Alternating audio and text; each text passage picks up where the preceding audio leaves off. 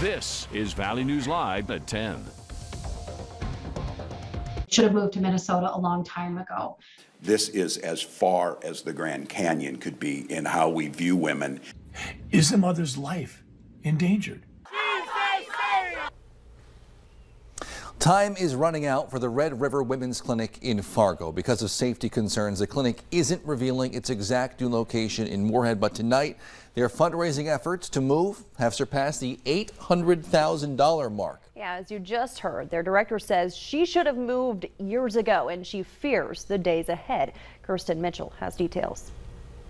Our plan is to provide abortions in North Dakota as long as we legally can. After that, clinic director Tammy Kromenacher says they'll move across state lines, just a few miles away to Moorhead, Minnesota, where abortion remains legal. We should have moved to Minnesota a long time ago.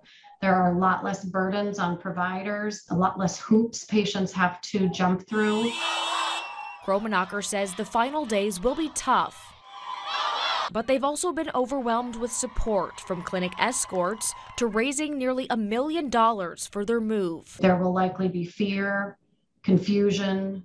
Can I even get an abortion? Is it okay for me, to go and get an abortion somewhere else? Twin Cities-based abortion fund Our Justice feels the same pressure. The organization provides Plan B and helps pay for abortions, travel, and lodging. It's not enough to just give money to a clinic to fund an abortion if the people that we serve don't know how to get from A to B. With more than 1,000 abortion procedures a year, Red River Women's Clinic fears the changing laws will further the obstacles that already exist. We will be many more patients having to bear the burden of travel, and we will welcome them as best we can, again, without compromising our values.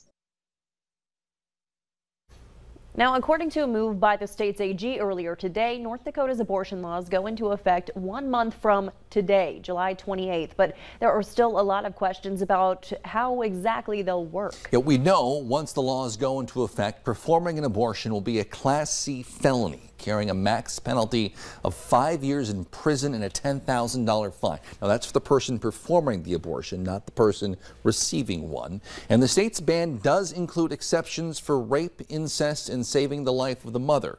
If a fetus is determined to be dead inside the mother, the procedure would no longer be considered an abortion, so removing it would be legal. But there are still many things we don't know, including who determines whether a mother's life is at risk.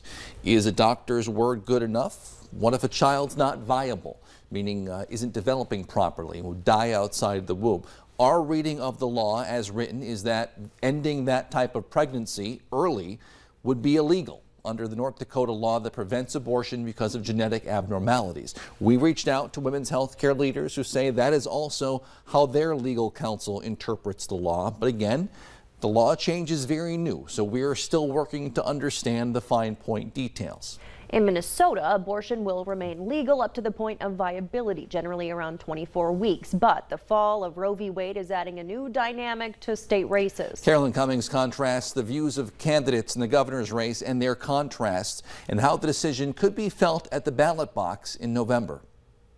In Minnesota, abortion is still legal, and candidates here are drawing political fault lines with the future in mind. This isn't a nuanced position between myself and my opponent. This is as far as the Grand Canyon could be in how we view women and how we view health care. DFL Governor Tim Walz on Tuesday casting his presumptive GOP opponent, Dr. Scott Jensen, and his views on abortion as extreme. Walz is framing this November's election as a referendum on abortion rights, that electing Jensen would endanger Minnesota's protections. This decision changes everything. Jensen has said he supports a ban in Minnesota with no exceptions for rape and incest, except when a mother's life is at risk. Jensen's campaign sent us this video statement today. To me, rape and incest as considerations would fall within the realm of, is the mother's life endangered? And I think the mother's life can be endangered quite readily without us seeing it. A poll from MinnPost earlier this month found that 67% of Minnesota likely voters oppose a ban on abortion in all circumstances. 64% say it should be legal in the first trimester, and there's higher marks among women. Most abortions in Minnesota, according to state data, occur in the first 10 weeks of pregnancy. But will the Supreme Court's decision make an impact on the election? It's hard to measure right now. control of the Minnesota House and Governor Walz's hold over his office were in doubt. And now you've got the Supreme Court case. It's introducing a new dynamic. Jensen has also pledged to appoint anti-abortion judges to the state Supreme Court should he be elected. Of course, 5 of the 7 current Minnesota Supreme Court justices were appointed by Democratic governors, but 3 of them are set to retire in the next gubernatorial term. While some women with unexpected pregnancies are expected to travel to Minnesota, there are also resources in the valley designed to help women who are pregnant and struggling, like the Perry Center, designed to home women facing unexpected pregnancies while also providing education, mentorship, and the necessary tools for motherhood. Executive Director there, Nate Douglas, says he predicts they'll be seeing more women in need of their services. I believe that we will be even busier than we are. We're extremely busy now. And so I think that we sit back and we say, okay, we're ready. We're going to serve those people, meet them where they're at, let them know that there are healthy services in the community that can support them, that can help them. Douglas says the Perry Center has treated women as young as 12, adding they're available to help in situations where parents drop off their teenager and drive away. That's brutal. All right, switching gears now, taking a look outside. Nathan's here to look at your forecast, including some hot temperatures tomorrow. Yeah, thanks, Justin. Yeah, tomorrow I think it'll be quite a bit hotter than it was today, to say the least. But let's take a moment, take a deep breath in. Look at a beautiful sunset here from our Corn Auto Tower Cam, South Fargo. Beautiful colors there, but you can see crystal clear skies at this hour. And yeah, I can confirm satellite and radar imagery shows a whole lot of nothing. And you can see with clear skies, temperatures falling pretty quickly into the upper 50s already. Grand Forks, upper 50s. I will say mid-50s in Bemidji, 56 degrees there. Devil's Lake at 59, Fargo, Grand Forks. You can see a couple of those cooler spots there. Fargo, 63 degrees as well. Satellite radar, crystal clear. So if you've got a late night walk planned or really just enjoying some outdoors, some quiet weather, some calm winds, things are looking good for you. But of course, tomorrow, as we were talking about all evening, we do have the chance of some strong to possibly severe storms tomorrow, mainly after dinner time is when we're expecting this. Marginal, of course, is that 1 out of 5 on the severe weather risk scale. It includes pretty much everybody as we're tracking an environment that will be hot and will be humid and could fire off some of those storms. But for the rest of the overnight, look at this.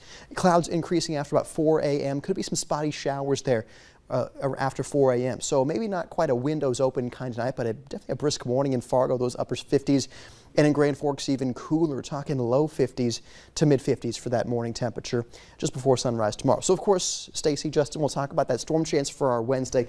Look ahead to the holiday weekend as well, coming up here in a few minutes. All right, sounds good. Thanks, Nathan. New tonight, the Beltrami County Sheriff's Office is seeking the public's help in finding an adult man considered vulnerable due to his current mental health and threats of suicide. 50-year-old Nathan Pochard of Bemidji was reported missing at approximately 8 last night. He was driving a maroon 2005 GMC Sierra 4-door pickup with Minnesota license plate number 387WHU. If you see him, call 911. West Fargo police are still asking for help finding a 17-year-old female, Layla On. Layla left her home June 15th and has stopped all communication with her family. If you have any information on Layla's whereabouts or any information that could be used to find her, contact West Fargo police. At least 50 people have died and 3 are now in custody after a truck full of migrants was found yesterday in Texas. The truck was parked in the intense summer heat, temperatures over 100 degrees. Authorities say many inside suffered heat stroke and heat exhaustion and are calling it the worst human smuggling event in U.S. history. Heroic details emerging from yesterday's Amtrak derailment in Missouri. The train carrying 275 passengers collided with a dump truck, flipped on its side, derailing 8 cars. 4 people died. 2 Boy Scout troops from Wisconsin traveling back home from a 10-day backpacking trip in New Mexico helped pull people from the wreckage. I'm just adrenaline kicked in, and I just knew what to do. Like, all these years of merit badges and stuff, and you just never think you're gonna use it. And you know, you're just like, I can't remember the stuff off the top of my head, but then this happens, and just like boom, and I just remember it all. Saving countless lives there, the NTSB is now on scene, still assisting with the investigation. Continuing coverage now on a story we first told you about last night. The city of Fargo is considering converting 10th Avenue North and University Drive into two-way streets. But many residents and commuters are upset, saying if it's not broke, don't fix it. Valley News Team's Nishay Taylor shares why some people aren't on board with this potential improvement for that corridor.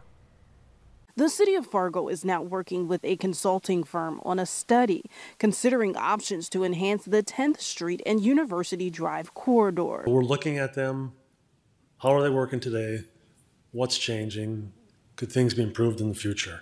That's really the heart of what we're doing with this corridor study. One possibility being explored is changing both from one-way to two-way streets between 19th Avenue North and 13th Avenue South. But some residents and commuters aren't fans of the idea. I don't think it's a good idea at all.